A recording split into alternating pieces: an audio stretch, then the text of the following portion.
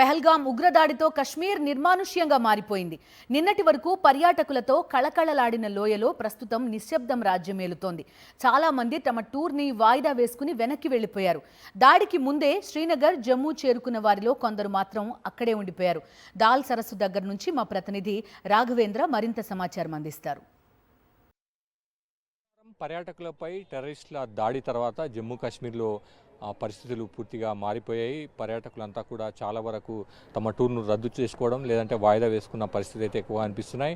కొంతమంది మంగళవారం తర్వాత ఎవరైతే ఇక్కడ చేరుకున్నారో వాళ్ళు మాత్రం తమ టూర్ను కంటిన్యూ చేస్తున్నారు. పెహల్గాం వాళ్ళ టూర్లో పెహల్గాం కనుక బైసారన్ కనుక ఉంటే వాటిని ఆ ప్రాంతాలకు వెళ్లకుండా దాన్ని రద్దు చేసుకొని ఇతర ప్రాంతాల్లో ఉన్న తర్వాత టూర్ను పూర్తి చేసుకొని వెళ్ళాలన్న ఆలోచనతో వారంతా కూడా ముందుకు సాగుతున్నారు. ప్రస్తుతం మనం శ్రీనగర్లోని దాల్ లేక్లో ఉన్నాం. ఇక్కడ వచ్చే పర్యాటకులంతా కూడా జమ్మూ కాశ్మీర్కి వచ్చే పర్యాటకులంతా కూడా ఈ దాల్ లేక్లో షికారు చేస్తారు. అంటే బోట్లో ఇక్కడ ఆహ్లాదకరమైన వాతావరణం ఉంటుందని వారంతా కూడా ఇక్కడికి వచ్చి పోతుంటారు. ప్రస్తుతం అయితే చాలా వరకు ఈ బోట్స్ అన్నీ కూడా ఈ దాల్ లేక్లో బోట్లన్నీ కూడా ఖాళీగా ఉన్నాయి. చాలామంది పర్యాటకులు ఎవరు ఇక్కడ రాని పరిస్థితి అయితే కనిపిస్తుంది. దాదాపు 80% మంది పర్యాటక రంగంపై ప్రభావం చూపిందన్న అభిప్రాయం కూడా ఇక్కడ వ్యక్తమవుతున్న పరిస్థితి. ఇక్కడ ఈ బోర్డుకు సంబంధించిన యజమాని ఉన్నారు, ఆయనతో మాట్లాడే ప్రయత్నం చేద్దాం.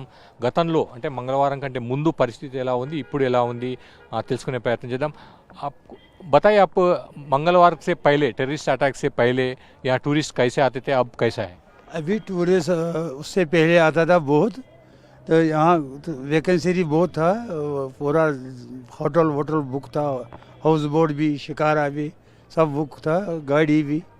मगर मंगलवार से थोड़ा ये हो गया उधर पहलगाम में, पता नहीं किसने क्या किया, क्या हो गया उधर, उससे वजह से थोड़ा टूरिस्ट कम हो गया। अभी कोई इधर उतना लफड़ा नहीं है, मगर ये अचानक हो गया, पता नहीं अचानक से कैसा हो गया। हमारा हम टूरिस्ट को मांगता है इधर आने का, क्योंकि हम टूरिस्ट का पूरा खिदमतगार है। यहाँ टूरिस्ट का कोई प्रॉब्लम नहीं है। मंगलवार के दिन से पहले यहाँ भीड़ कैसा रहती थी, बोट्स कैसा रहता, आप पहले वो बताओ। भीड़ बहुत था, यहाँ टूरिस्ट बहुत था, इधर वैकेंसी भी बहुत था, क्योंकि इतना वैकेंसी भी नहीं मिलता था, इतना टूरिस्ट आता था। कम से कम अभी तक हम शिकारा वाला था, हम भी अभी तक दो राउंड करके आता था घूमने का, ये शिकारा को घुमाते है उसको पूरा डल लेक को। मगर मंगलवार को जब ये हो गया तो थोड़ा टूरिस्ट कम हो गया।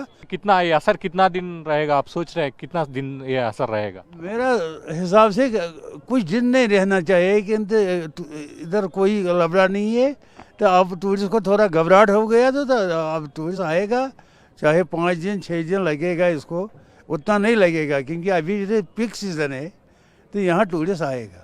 ఓకే, ప్రస్తుతం ఇది పరిస్థితి. గతంలో చాలా వరకు పెద్ద ఎత్తున పర్యాటకులు వచ్చేవాళ్ళని మంగళవారం ఘటన తర్వాత పూర్తిగా పడిపోయిన పరిస్థితి. అక్కడక్కడ వస్తున్నారు.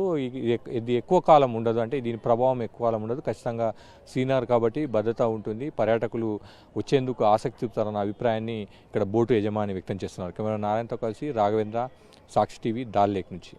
దాల్ లేక్ జమ్మూ కాశ్మీర్ వెళ్ళగానే మొట్టమొదట ఎవరైనా వెళ్లే ప్రదేశం దాల్ లేక్. ఇక్కడ షికారీ బోట్స్ కనిపిస్తాయి. మనం చూస్తున్న బోట్ అటువంటి ఒక బోటే. చాలామంది ఈ బోట్ల ద్వారానే శ్రీనగర్ పరిసర ప్రాంతాల్లో ఉపాధి పొందుతారు. కొన్ని వందల మంది వరకు కూడా ఇటువంటి బోట్ ఓనర్స్ అక్కడ ఉంటారు.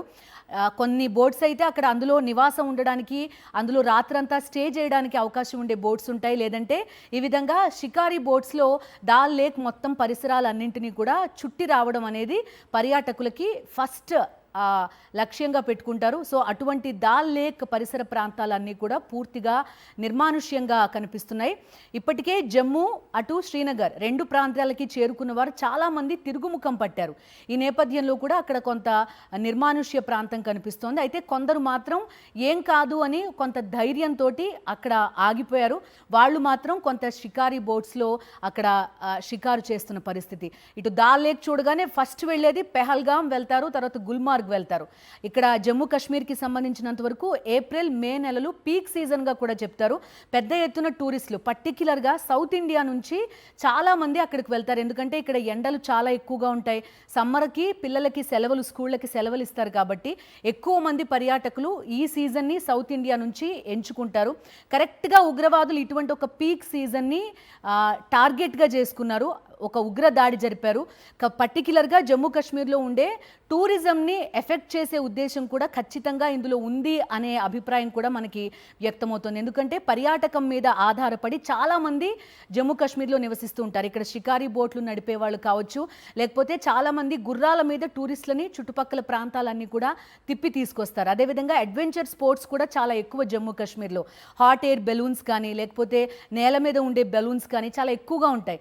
పిల్లలు వాటిలో తిరుగుతూ ఎంజాయ్ చేస్తారు. సో టూరిజం పైన డిపెండ్ అయి ఉండి చాలా యువత జమ్మూ కాశ్మీర్లో డిపెండ్ అయి ఉన్నారు. అదేవిధంగా ఈ మధ్య కాలంలో గత 2-3 ఏళ్లుగా పెద్ద ఎత్తున రిసార్ట్ల నిర్మాణం, స్థానికంగా కాటేజెస్ నిర్మాణం కూడా చాలా ఎక్కువగా జరిగింది. టూరిస్టులు కనుక రాకపోతే జమ్మూ కాశ్మీర్ ఆర్థిక వ్యవస్థ ఒక్కసారిగా పడిపోయే పరిస్థితి ఉంటుంది. కరెక్ట్గా ఇటువంటి ఒక లక్ష్యంతో ఒక పీక్ సీజన్లో ఇలాంటి ఒక ఉగ్ర దాడి జరిగింది. దాని ఇంపాక్ట్ కూడా ప్రస్తుతం జమ్మూ కాశ్మీర్లో కనిపిస్తోంది. మొత్తం కూడా నిర్మానుష్యంగా మారిపోయిన పరిస్థితి. ఏ క్షణాన ఏం జరుగుతుందో అనే భయంతో టూరిస్టులు ధైర్యం చేయట్లేదు, అక్కడ దాకా వెళ్ళే ధైర్యం చేయని పరిస్థితి కూడా కనబడుతోంది. సో పీక్ సీజన్ని ఎఫెక్ట్ చేసే ఉద్దేశంతోనే ఈ దాడి జరిగిందా అనే అనుమానాలు కూడా మనకి ప్రధానంగా వ్యక్తమవుతున్నాయి. చూస్తున్నాం దాల్ సరస్సు మొత్తం కూడా ఆ బోట్లన్నీ ఒక చోట హాల్ట్ చేసి ఖాళీగా కనిపిస్తున్న దృశ్యాలు మనకు కనిపిస్తున్నాయి.